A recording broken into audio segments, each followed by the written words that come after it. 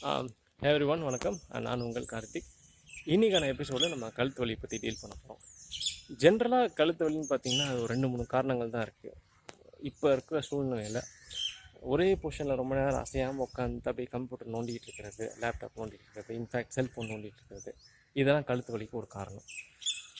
ரெண்டாவது காரணம் பார்த்திங்கன்னா இந்த ஓவராக சமைக்கிறது, அன்பொசிஷன் வேலை நின்றுக்கிட்டு சமைச்சோங்களேன், கை வலிக்கும், கை வலியோடு சேர்த்து அப்படியே கழுத்தும் வலிக்கும். மூணாவது காரணம் பார்த்திங்கன்னா ஒரு தூங்கும்போது நீங்கள் கழுத்தை எசக்க திருப்பி வச்சுருப்பீங்க, அதனால் வலிக்க ஆரம்பிச்சிடும். ஸோ இது எல்லாத்தையும் டீல் பண்ணுறதுக்கு தான் இன்றைக்கான ஸ்ட்ரெச்சிங் யோகா. இது ரொம்ப கஷ்டமான யோகாலாம் கிடையாது, ரொம்ப ரொம்ப சிம்பிள். சின்ன குழந்தைங்கள்லேருந்து வயசானவங்க வரைக்கும் யார் வேணால் இதை எப்போ வேணால் செய்யலாம். ரொம்ப எளிமையாக தான் இருக்கும். அண்ட் இந்த யோகா பண்ணும்போது இப்போ நான் நல்லா ஃபுல்லாக ஸ்ட்ரெச் பண்ணியிருப்பேன். திடீர்னு நீங்கள் ஃபஸ்ட் டைம் அந்த யோகா பண்ணுறதுனால ஃபுல்லாக ஸ்ட்ரெச் பண்ண முடியாமல் கூட போகலாம். பட் அதை நினச்சி நீங்கள் வருத்தப்பட வேண்டாம். எந்த அளவுக்கு உங்களால் ஸ்ட்ரெச் பண்ண முடியுமோ அந்த அளவுக்கு மட்டும் ஸ்ட்ரெச் பண்ணுங்கள். இது எவ்வளோ தூரம் ஸ்ட்ரெச் பண்ணணும் அப்படிங்கிறது இங்கே முக்கியம் கிடையாது. அது அந்த இடத்துக்கு நம்ம வேலை கொடுக்குறோமா இல்லையா அப்படிங்கிறது தான் முக்கியம். மெதுவாக செய்யுங்க. அண்டு செஞ்சுக்கிட்டு இருக்கும்போது நீங்கள் அப்படி மெதுவாக ப்ரீத் இன் பண்ணிவிட்டு மெதுவாக ப்ரீத் அவுட் பண்ணுங்கள். உங்களுக்கு ஒரு இன்ஸ்டன்டேனியஸாக ஒரு ரிலாக்ஸேஷன் கிடைக்கும். ட்ரை பண்ணி பாருங்கள். Let's get into the video.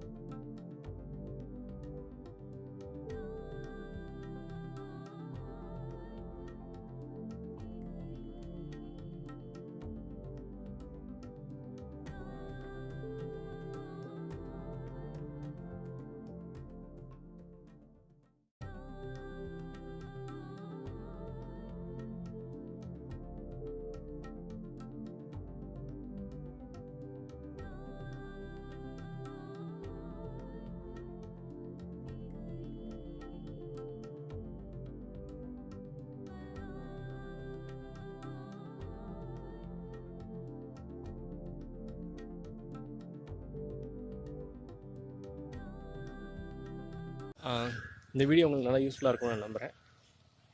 இந்த சிம்பிளான நெக் ஸ்ட்ரெச்சிங்க்கெலாம் ஒரு வீடியோவா அப்படின்னு நீங்கள் நினைக்கலாம்.